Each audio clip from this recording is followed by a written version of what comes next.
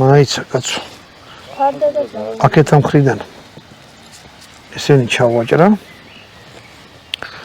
არის ბარაქიანი რაღაცა, გაიხარე რა.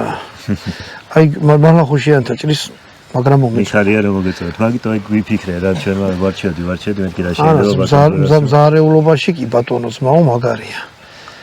ეხლა ეს რა ხლართები წავიდა რაღაცას. მოგე დამა შემოხო ეხლა.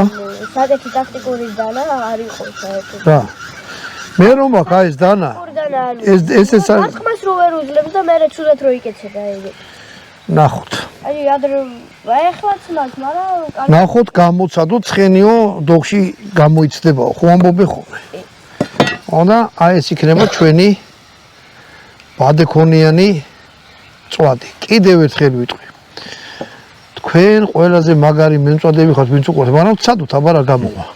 ამან წესით არ უნდა ჩამოწვეთოს და სხვანაირი გემოც უნდა მიცეს. ბატონო დავით.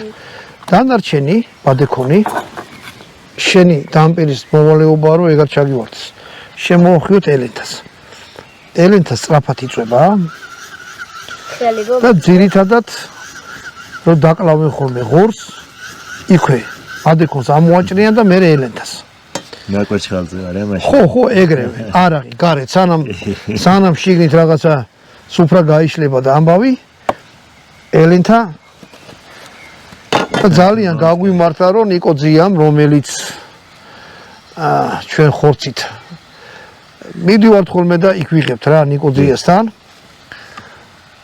ამას მარილს მე მოვაყრი ესე აწყურის 20-ში არის რა ვიცი თუ დაგაინტერესათ მივედი უთხარი მოგვეცი მეთქი ბადექონი